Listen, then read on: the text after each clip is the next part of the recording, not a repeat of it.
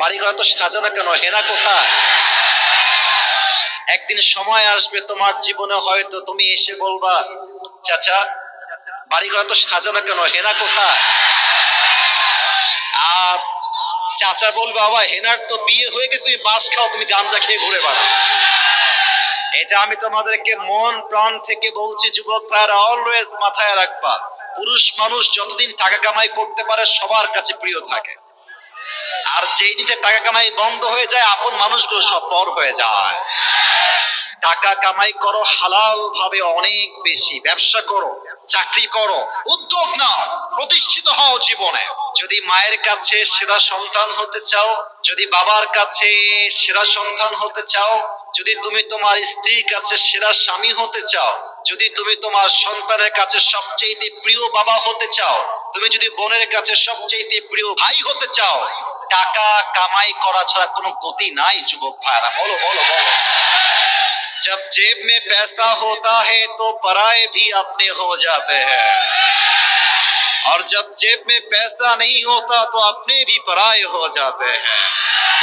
Pocket ভর্তি টাকা থাকলে ভালোবাসার মানুষের কোনো অভাব হয় না বাংলাদেশে, আর পকেট খালি হয়ে গেলে ঘরের আপন বউটা পর হয়ে যায়। এজন্য আমি মাঝে মাঝে বলি, जब जेब में हो पैसे तो लोग पूछते हैं तुम हो कैसे, और जब तुम हो जाओगे कंगाल कोई पूछने नहीं आएगा तुम्हारा हाल। পকেট ভর্তি টাকা, বলবে হাউ আর ইউ, কেমন আছেন ভাইয়া আপনি, আর যখন পকেট খালি বলবে হু আর ইউ, তুমি কে, তোমাকে তো চিনতে পারছি না ভাই আমি। এই পুরো দেশটাই হচ্ছে টাকার খেলা। এই টাকার জন্য হাজার হাজার যুবক তার পছন্দের মেয়েকে বাংলাদেশে বিয়ে করতে পারে না, এবং এই টাকার জন্য আমি মেয়েদেরকে অসম্মান করে কথা বলছি না, সব মেয়েকে আমি আসিফ এক পাল্লায় মাপি না। অনেক মেয়ে টাকা দেখলে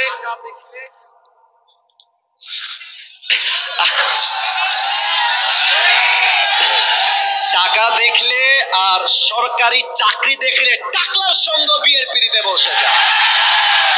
না, এমন মেয়ে তো বাংলাদেশে নাই। আরে নাই, আরে নাই রে ভাই, থাকলে আল্লাহ হেদায়েত দান করুক, পড়ে সবাই আমিন।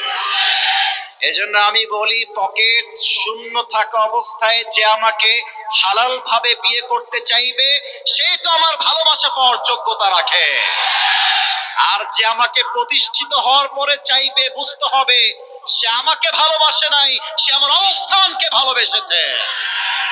আল্লাহ যুবক ভাইদেরকে হালাল ভাবে বেশি বেশি ইনকাম করার তৌফিক দান করুক, পড়েন সবাই আমিন।